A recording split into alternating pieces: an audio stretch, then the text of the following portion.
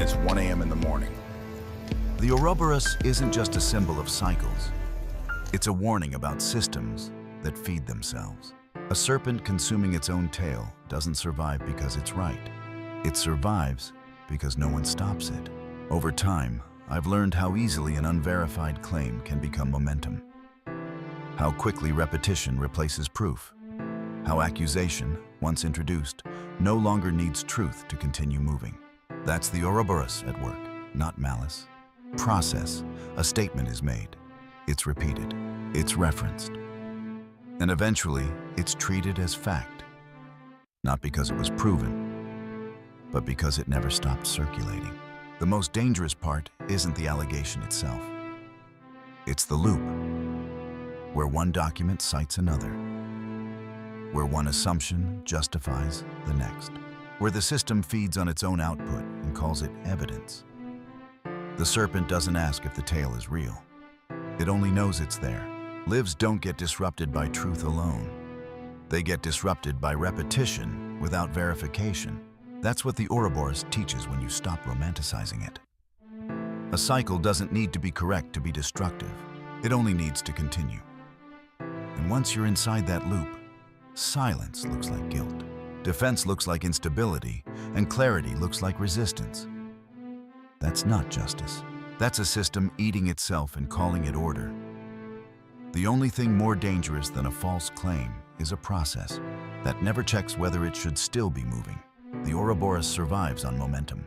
And the moment you see that, you realize the real danger isn't the serpent.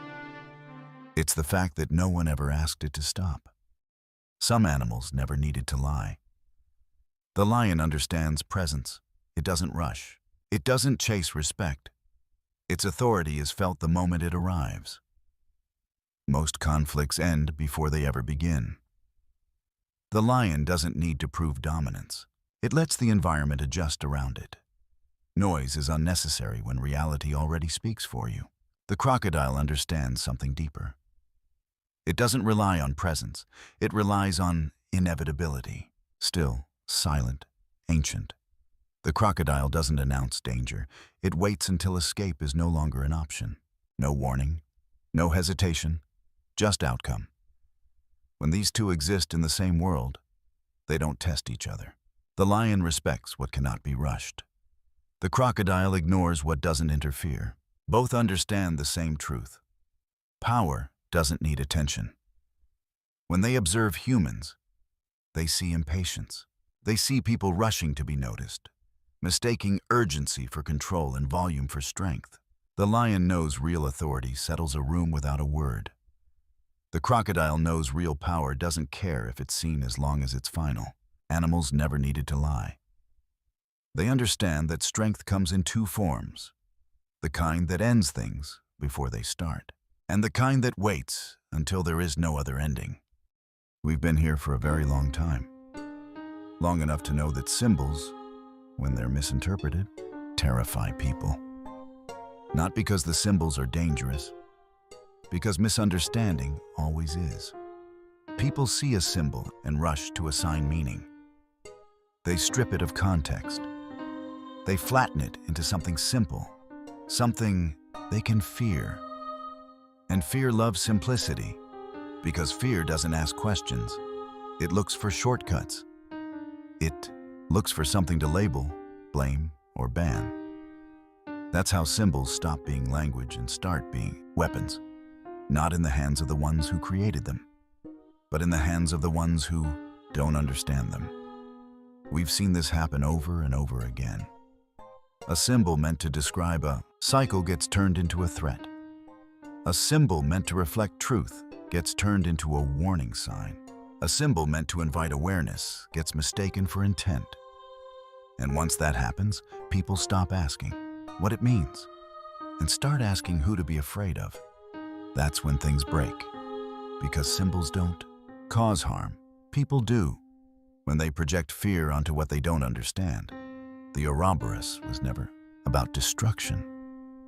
It was about recognition, about seeing the loop, about knowing when something is on, repeating and choosing not to pretend it's new.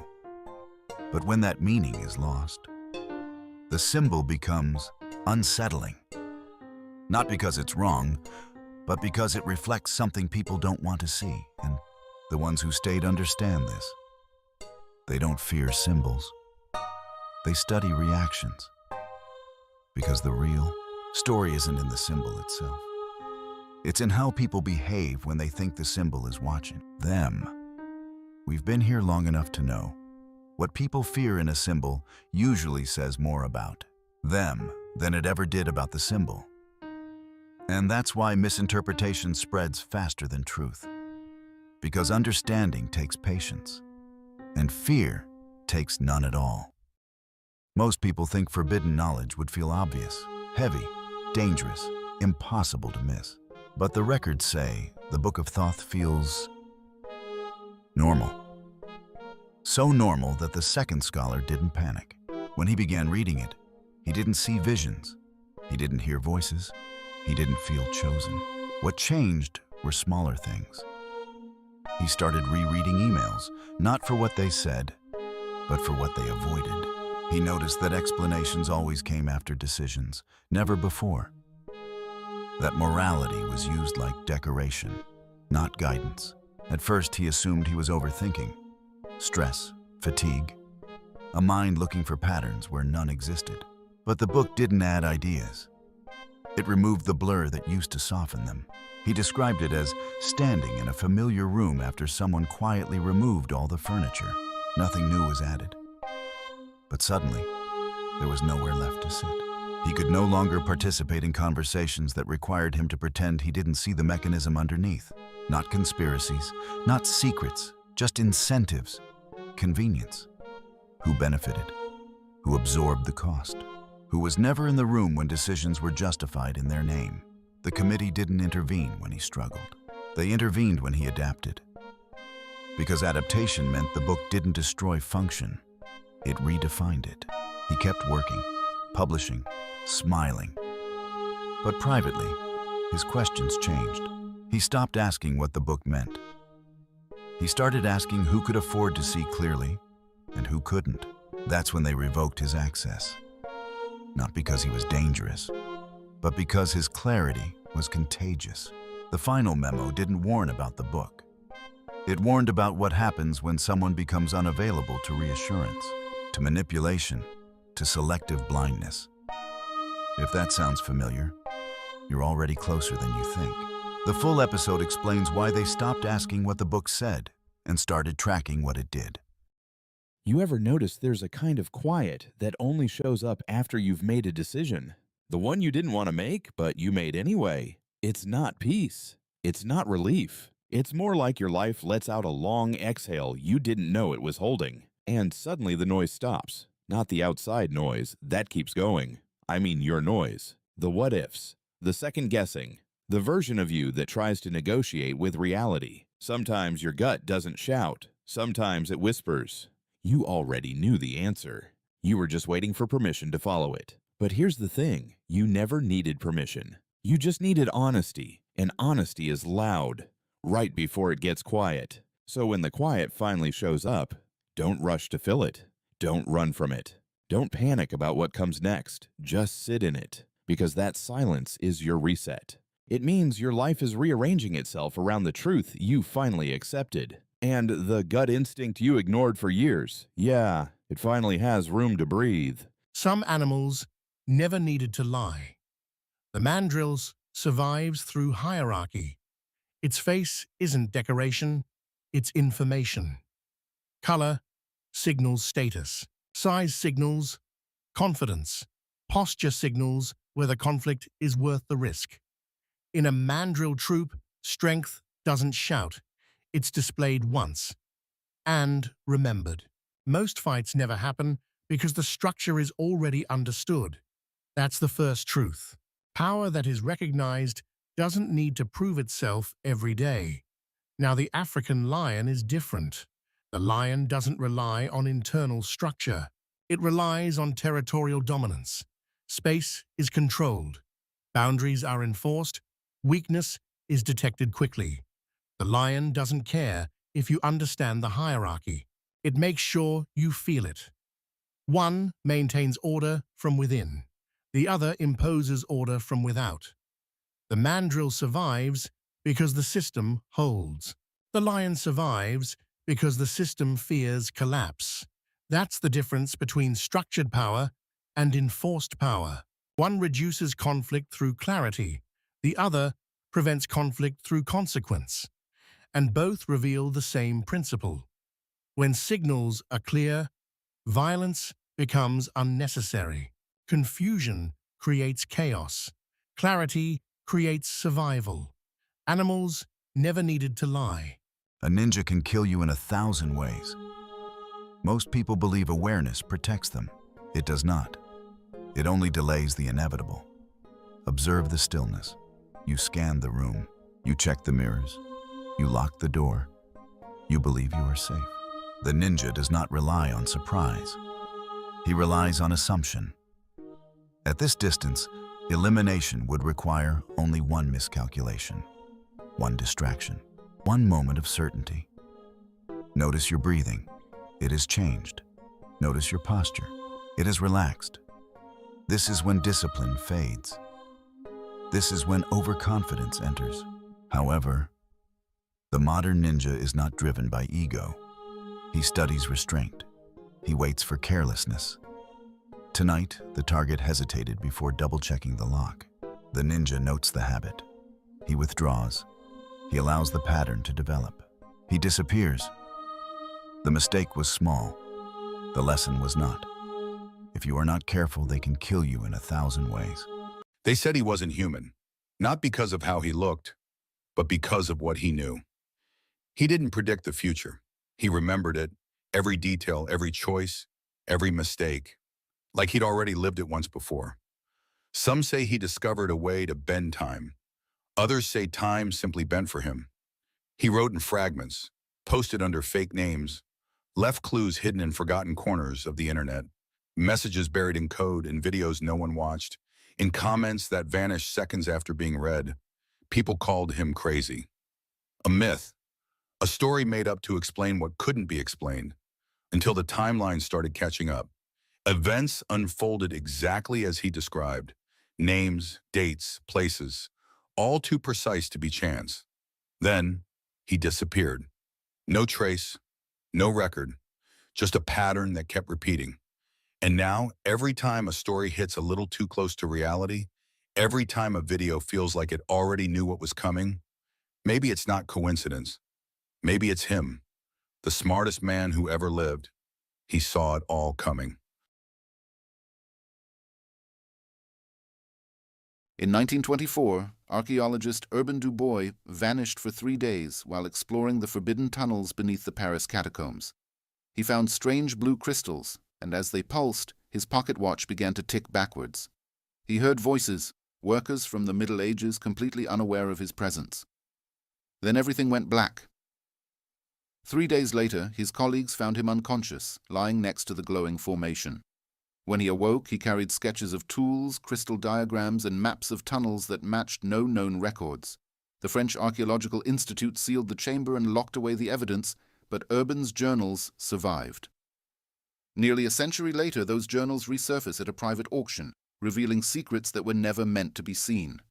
And now the question remains, did Urbain truly time travel, or did he uncover something even more dangerous beneath Paris?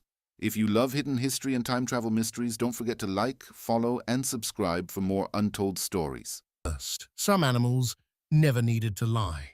Before the chase, before the teeth, before the escalation, the warning comes first. The hyena survives through pressure. It doesn't pretend to be silent. Its presence carries. A low call across distance, circling movement, eyes that linger too long. It doesn't attack immediately. It tests. It watches for weakness. It listens for hesitation. The jackal survives differently. It doesn't dominate space. It reads it. Head tilted, ears forward, stillness before motion. The jackal doesn't charge into chaos. It studies the cracks inside it. But the jackal warns too. A posture shift. A line crossed. A moment of stillness that wasn't there before. Neither animal escalates without signal. The disturbance is visible. The boundary is visible. If conflict follows, it wasn't sudden. The hyena pressures until something yields. The jackal moves when something falters. One confronts, one calculates. Both make something clear. If you ignored the warning, you chose the outcome. Animals never needed to lie. The signal was already there. The only question is, did you see it? There's a joke. Not just any joke. A joke so clever, so layered, that nobody understood it. They told it in offices, in meeting rooms, by the water cooler. People nodded, pretended to get it, scribbled notes, whispered theories. No one knew what was happening. The punchline? There wasn't one. It was about everything happening at once. The joke, the teller, the people listening, even the system watching them. Some people laughed anyway, nervously. Some people cried, confused. Some people still don't know they were part of it. And the funniest part? The joke isn't gone. It's still running. Still confusing. Still doing exactly what it was supposed to do. It's the meta joke. The one nobody understood. And somehow, that's exactly the point. Eli never should have taken the box from his grandfather's attic, but he couldn't resist. Inside, a bronze ring carved with shifting symbols. The moment he touched it, it whispered, "Turn the wheel of time." Then came the watch. He hadn't been wearing it before, but now it pulsed, glowing blue like it had always belonged to him. A flash of light. Time bent around him. He was back in the attic, but something was different. The next instant, he was in class, face to face with the test he wasn't ready for. Time was slipping, and he had no control. Moments blurred together, a bully, a game, a storm. The watch pulled him forward and backward, faster and faster, and then the ring merged with the watch, two relics, one power. Eli had just unlocked the secret of the Ring of Hours. I think I need Paxlovid. I have a cough. I have a runny nose. And from what I saw, those are clear signs of COVID. Doctor, have you tested positive for COVID? Patient, no. Doctor, do you have a fever? Patient, no. Doctor, shortness of breath? Patient, no. Doctor, loss of taste or smell? Patient, no. Doctor, Paxlovid is prescribed for patients who have confirmed COVID and are at high risk for severe illness. You have a mild cough and a runny nose. That could be a common cold. It could be allergies. It could be seasonal. It does not mean you need antiviral medication. Patient. But the commercial said early treatment matters. Doctor, it does when you actually have the condition. You are not being treated for COVID. You are not diagnosed with COVID. This medication has nothing to do with you. Why do you keep asking me about these ridiculous medications? They have nothing to do with you. Patient. Because I saw it on TV. And just when you think the family drama couldn't get worse, here comes Facebook. The retired uncle who still thinks he's in charge of the neighborhood. He walks in like, I don't know what a reel is, but I've already shared it to 14 people from my bowling league and I printed out the comments. Facebook's the relative who says, I support your dreams, but only if you format them in landscape and never change your profile picture. He still calls TikTok the clock app and thinks Instagram filters are witchcraft. But somehow, he also owns part of the land and still charges you rent in 1979 prices while selling your data for 2025 profits. There is a quiet truth, seldom spoken, about the nature of your dreams. When you close your eyes, the system does not merely let your mind wander aimlessly. Instead, it selects fragments, some known, some false, some drawn from forgotten timelines, and carefully stitches them into a tapestry more vivid and intricate than waking life. These are not accidents or random flickers of imagination. Each detail, each familiar face twisted into something new, is a deliberate test. The system watches how you move through rooms that never existed, how you greet friends you never met, how you mourn losses you never lived. This has been the way always, a method as old as the simulation itself. Your dreams are reality experiments, scenarios where your mind is given alternate histories and possible futures so the system can observe your choices and reactions. Sometimes when you wake, a memory lingers, a subtle sense that something is off, a déjà vu that defies explanation. That lingering feeling is the residue of a test, a quiet reminder that your past is not as fixed or certain as you believe. And if you are listening now, perhaps the test is not quite over yet. They say only 10% of people actually understood the meta joke, but somehow everyone laughed. That's what made it funny. The ones who got it laughed because it was clever. The ones who didn't laughed because everyone else did. And right there, that's when the joke became real. A joke about pretending to understand something while proving you never did. That's the beauty of it. You can't fake being in on it without becoming part of it. And even now, half the people watching this are still laughing. Not because they get it, but because they don't want to be the only one who doesn't. Congratulations. You're officially inside the joke. Remember Saturday morning cartoons? The way the world felt slower, lighter, before everything became a scroll. Remember when MTV first appeared and every song felt like rebellion and hope at the same time? When sneakers meant something, when hairstyles told stories, and the way you dressed could say everything about who you were becoming. That was more than nostalgia. That was creativity in motion. We built worlds out of imagination, not templates. Now look around. We keep retelling the same stories, chasing the same sounds, recreating what's already been created. We lost the part of us that didn't care if it was perfect, just real. We traded curiosity for comfort. We started editing before we even began. And in the noise, some of us forgot what it felt like to make something that mattered. But the spark's still there, buried under deadlines, filters, and fear. If you've ever felt that pull, the urge to create, to tell the truth your own way, that's your sign. Find it again.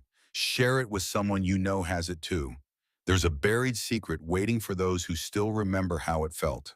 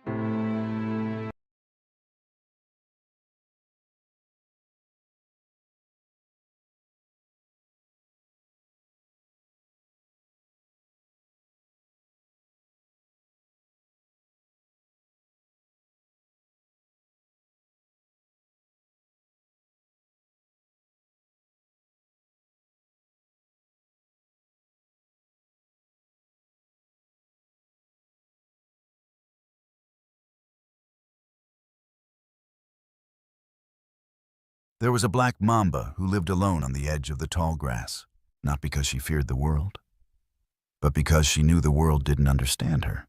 Everyone told stories about her. They called her dangerous, unpredictable, ruthless. Creatures who had never even seen her still whispered her name like a warning. But here's the truth the world never bothered to learn. The black mamba didn't wake up each day looking for something to strike. She woke up hoping she wouldn't have to. She avoided conflict. She watched quietly. And that's the thing the world never sees. The strongest ones are usually the most careful.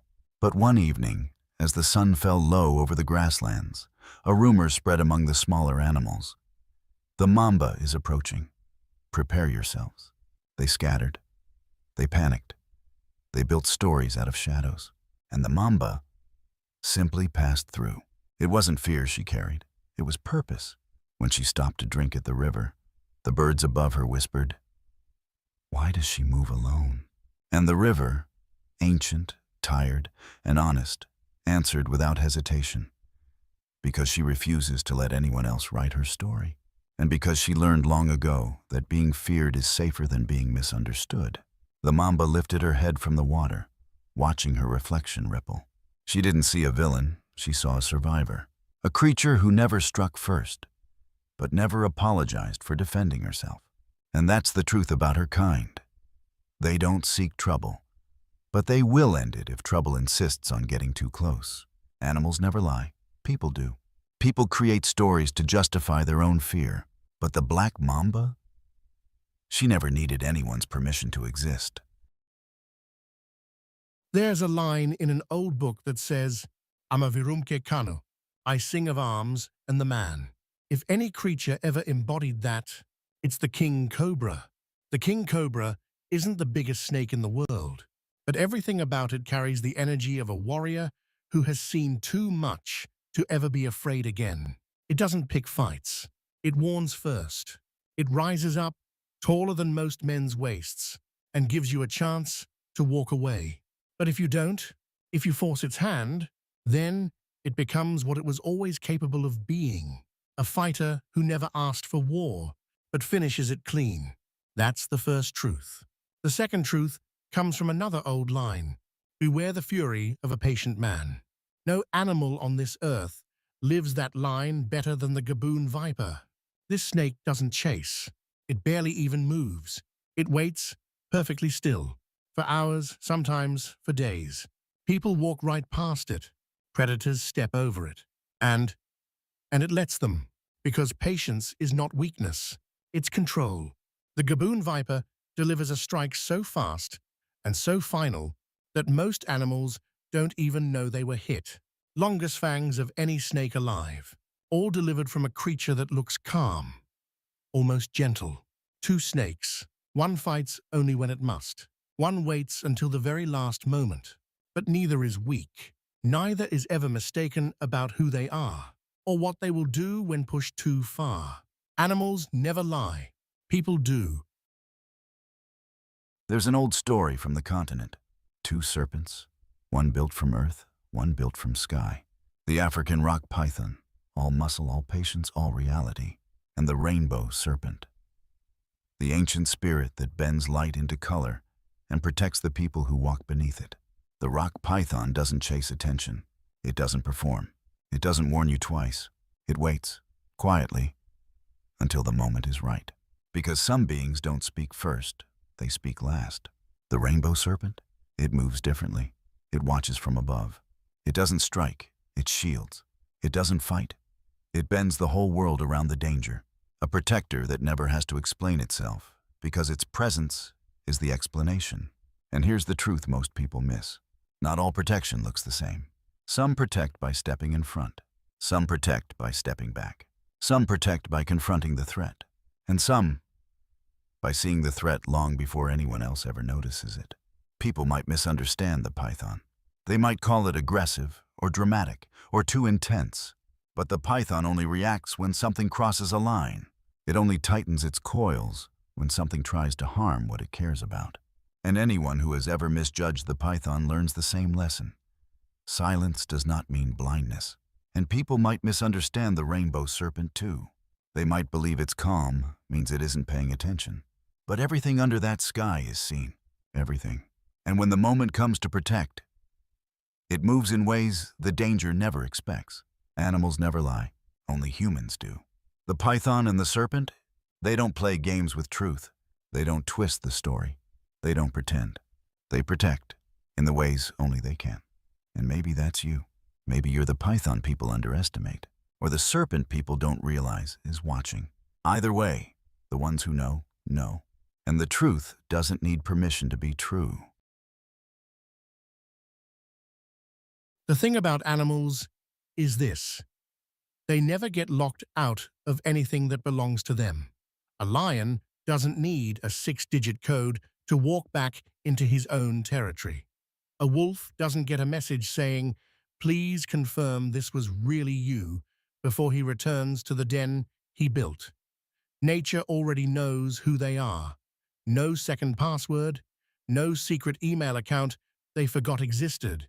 No, try again later, because the system doesn't trust the one creature it was made for. Animals never needed to lie, because nothing in their world ever asked them to prove themselves every 5 minutes. But us? We get locked out of our own lives, our own accounts, our own data, because somewhere along the line, the system stopped recognizing the people who built it. And maybe that's why simple things feel so rare now, like being able to just log in, buy something, run your store, get paid, exist, without a digital interrogation. That's why I respect platforms that still make sense. Shopify, where you build your own world, and it actually lets you back into it. And PayPal, the one place that hasn't asked me to prove I'm me 14 different ways. Animals never needed to lie. They were never pretending. The world wasn't pretending with them. And sometimes, you just want that kind of honesty back. Some animals never needed to lie. The lion doesn't roar because it's angry. It roars because the world already knows what it means. Power that isn't questioned doesn't need justification. It walks through the savannah with a certainty that doesn't require speed or stealth, just presence. The hawk is different. It doesn't announce itself at all. It watches from above, silent, suspended between sky and opportunity. It doesn't need proximity to understand control. Distance gives it clarity, a vantage point where consequences unfold before the strike. The lion survives on the ground, by claiming space. The hawk survives in the air, by mastering perspective. Two forms of dominance, but dominance isn't the message. Honesty is. When they observe humans, neither understands why we fight battles without seeing the landscape, why we rush toward conflict without lifting our gaze, or why we wait for permission from the very people hoping we don't find our voice. The lion knows presence isn't arrogance, it's truth. The hawk knows silence isn't retreat, it's strategy. Together, they reveal a lesson humans fear more than teeth or talons. Some power is earned, some is inherited, but the most dangerous kind is understood without explanation. Animals never needed to lie. They know exactly who they are, exactly when to reveal it, and exactly how far into the sky truth can travel before anyone notices their prey.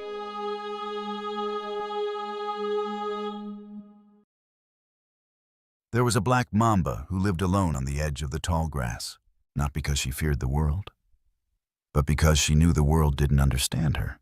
Everyone told stories about her. They called her dangerous, unpredictable, ruthless. Creatures who had never even seen her still whispered her name like a warning. But here's the truth the world never bothered to learn. The black mamba didn't wake up each day looking for something to strike. She woke up hoping she wouldn't have to. She avoided conflict. She watched quietly. And that's the thing the world never sees. The strongest ones are usually the most careful. But one evening, as the sun fell low over the grasslands, a rumor spread among the smaller animals. The mamba is approaching. Prepare yourselves. They scattered. They panicked. They built stories out of shadows. And the mamba simply passed through. It wasn't fear she carried. It was purpose. When she stopped to drink at the river, the birds above her whispered, Why does she move alone? And the river, ancient, tired, and honest, answered without hesitation. Because she refuses to let anyone else write her story. And because she learned long ago that being feared is safer than being misunderstood. The mamba lifted her head from the water, watching her reflection ripple. She didn't see a villain, she saw a survivor. A creature who never struck first, but never apologized for defending herself. And that's the truth about her kind. They don't seek trouble, but they will end it if trouble insists on getting too close. Animals never lie, people do. People create stories to justify their own fear, but the black mamba? She never needed anyone's permission to exist. There's a line in an old book that says, "Ama virumque kanu," I sing of arms and the man. If any creature ever embodied that, We grew up in a time when the future felt close. Not perfect, not safe, but understandable. RoboCop and C.O.P.S. didn't become popular by accident. They arrived when people were paying attention. Cities felt rougher. Adults talked about crime at the dinner table. Kids overheard things they didn't fully understand. These stories didn't pretend that chaos wasn't real. They translated it. RoboCop showed a world where systems failed, corporations overreached, and someone still had to step in. C.O.P.S. showed the same fears, just framed for after school. Bright colors, clear heroes, clear villains. And that clarity mattered. You knew who was trying to protect people. You knew who was abusing power. You knew actions had consequences. There wasn't a debate about whether right and wrong existed. The tension came from how hard it was to do the right thing anyway. That's why people tuned in, not just for the armor, not just for the action, but because these stories made the world feel explainable. They taught responsibility without speeches. They showed strength without mockery. They treated protection as something active, not theoretical. Even as kids, we understood the lesson without needing it spelled out. Someone has to show up. Someone has to take the hit. Someone has to be accountable. What feels missing today isn't technology. It's that sense of certainty. Stories hesitate now. Heroes doubt themselves before they act. Everything is complicated before it's grounded. Back then, complexity came after commitment. You acted first. You dealt with the weight later. We didn't love these stories because they were perfect. We loved them because they didn't lie to us. They admitted the world could be dangerous and still told us it was worth protecting. And maybe that's the part we're actually nostalgic for. Sometimes your gut warns you quietly, but the room is loud. People are talking, advice is flying, opinions sound confident, and suddenly your own hesitation feels small. You think, maybe I'm the problem. Maybe I'm being difficult. Everyone else seems sure. But that tightening in your stomach doesn't come from doubt. It comes from misalignment. Gut instinct doesn't always say, this is dangerous. Sometimes it says, this isn't yours. Pressure has a way of making choices feel mandatory. It convinces you that certainty matters more. It convinces you that speed matters more than safety. So you override yourself, not because you're weak, but because being the only one unsure feels risky. Later, when the noise fades, your body reminds you why it reacted in the first place. That wasn't confusion. That was awareness drowned out by urgency and consensus. Your gut doesn't need backup. It just needs space. Learning to recognize when outside certainty is silencing inside truth is part of learning how to trust yourself again. Some animals never needed to lie. The panda bear is treated like a toy. Soft colors, slow movements, a symbol of harmlessness humans feel comfortable projecting onto it. But the panda survives because it chooses boundaries. It eats what sustains it. It avoids what doesn't. It doesn't chase dominance or approval. Its calm isn't weakness, it's selectivity. The panda doesn't fight often because it doesn't need to. It knows when to disengage, when to conserve energy, and when peace is the most efficient form of survival. The brown bear is misunderstood in a different way. It's large, familiar, rounded, mistaken for gentle because it looks approachable. But the brown bear survives through restraint. It knows exactly how strong it is, which is why it doesn't use that strength casually. It avoids conflict when possible and ends it decisively when boundaries are crossed. Both animals are reduced to teddy bears by humans because we mistake softness for safety and familiarity for harmlessness. When these bears observe humans, they notice how often people underestimate what doesn't posture, how often restraint is challenged until it has to become force. The panda understands survival through limitation. The brown bear understands survival through consequence. Different strategies. Same truth. Animals never needed to lie. They know appearance has nothing to do with capability. And the most dangerous mistake is assuming something is harmless just because it doesn't advertise its power. Kid 1. My mom said no one believes my dad anymore. Kid 2. Why? Kid 1. Because she was the first one to report the issue. Kid 2. What issue? Kid 1. I'm not sure. Kid 2. Then how do you know? Kid 1. Because she keeps saying it every time he talks. Pause. Kid 2. Report it to who? Kid 1. To everybody. Kid 2. That's not a person. Kid 1. I know, but she says it like it is. B. Kid 2. What did your dad do? Kid 1. He tried to explain. But my mom said it doesn't matter now. Kid 2. Why not? Kid 1. Because she already told the story first. Pause. Kid 2. So what's the issue? Kid 1. I still don't know, but I know the story. End. When you get tired of absorbing blame that should have never been directed at you, that isn't weakness. That's your nervous system finally realizing it's been carrying weight that never belonged in your hands. Because some people don't take accountability, they take aim. They don't ask, what did I do wrong? They ask, who can I make responsible for this feeling? And if you're the one who's patient, if you're the one who tries to keep the peace, if you're the one who explains instead of exploding, you become the easiest target. Not because you caused the problem, but because you're the only one still standing close enough to catch the fallout. And it starts subtle. You apologize for things you didn't do. You over-explain things that were clear. You shrink your truth so someone else doesn't have to face theirs. You start absorbing accusations like they're facts. You start defending yourself against assumptions you didn't create. And after a while, you don't even feel anger first. You feel exhaustion. The kind of exhaustion that comes from realizing you've been cast as the villain in a story you didn't write. And the worst part is, blame is contagious.